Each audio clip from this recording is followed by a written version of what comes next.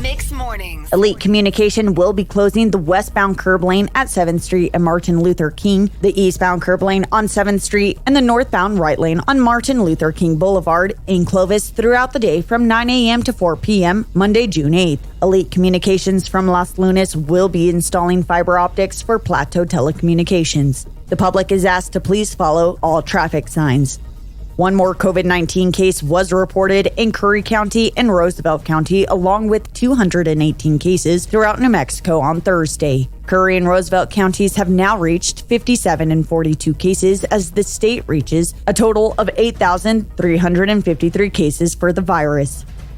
The city of Portales, in conjunction with the Roosevelt County Community Development Corporation, is sponsoring a second local small business COVID-19 program to assist local businesses which have been negatively impacted by the COVID-19 pandemic. This program is funded throughout the economic development gross receipt tax collections by the city. Total grant funds available are $200,000, and awards will be made based upon funds availability and business eligibility. Eligible businesses which apply may only receive a conditional grant for a portion of their request depending upon the number and dollar amount of requests. Applications are available on the City of Portales' website at portalesnm.gov.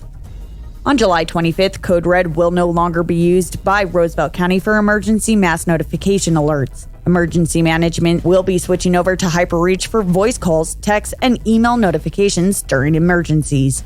If you wish to continue to receive these emergency notifications for local events, you will need to sign up at signup.hyperreach.com. You will also be able to sign up at the HyperReach link on the City of Portales or Roosevelt County websites. All data provided will be used for emergency notification only and will be under the protection of emergency management and not released. Curbside pickup is available at the Portales Library. Residents can call the library with book requests and schedule a pickup time. Pickup times will run from 11 a.m. to 1 p.m. and then again from 3 to 4:30. Patrons must have a library card, and 5 items will be allowed per card and 10 items per family. New Mexico health officials are warning residents and visitors of the potential for heat-related illnesses as forecasters predict more near-record temperatures. The National Weather Service in Albuquerque is reporting that Friday will be another hot day with a few communities in central and eastern New Mexico likely to hit triple digits. Data analysis from the state's public health tracking program has found that even though temperatures in the upper 80s may not seem high, the level historically at which half of the cases of people requiring treatment for heat-related illnesses in New Mexico have sought medical help. Community members in Clovis and Portales held a peaceful protest on Friday, mirroring a nationwide movement in honor of racial inequality and social justice. A large group of approximately 200 residents of all ages, colors, and backgrounds in the community was seen in front of the Curry County Courthouse, along with local government leaders and law enforcement officials. Law enforcement was seen engaging with the crowd, talking and ensuring the safety of all participants.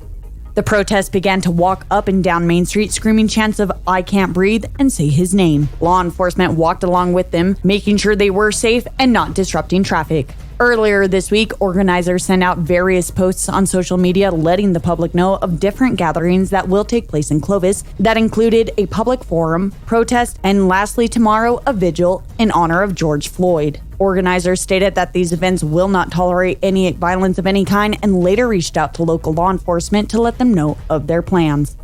The New Mexico Department of Game and Fish have announced that 711 deer and 56 youth-only pronghorn licenses that were not issued during the annual 2020-2021 Big Game Draw will go on sale at 10 a.m. June 24th.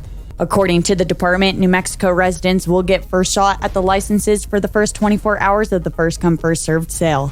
The sale will then be open to non-residents at 10 a.m. June 25th. Because these are leftover draw licenses, purchasing a leftover deer or pronghorn license will render youth and or senior hunters ineligible to purchase an encouragement elk license during the upcoming sale in July. Hunters are strongly encouraged to be logged in and review their account before the sale begins. Popular licenses often sell out in minutes, sometimes seconds, after sale begins. Hunters are advised that they must provide a valid mailing address at the time of purchase. June 6th is National Secure Your Load Day, a traffic safety campaign to encourage drivers to secure cargo with tie-down straps and coverings because unsecured loads can litter roadways or cause crashes, serious injuries, or death to other drivers. New Mexico law requires drivers to secure their loads or face a $300 fine for littering on state highways. Unsecured loads caused 683 deaths, more than 19,000 injuries, and more than 90,000 traffic incidents nationwide in 2016, according to the National Highway Traffic Safety Administration.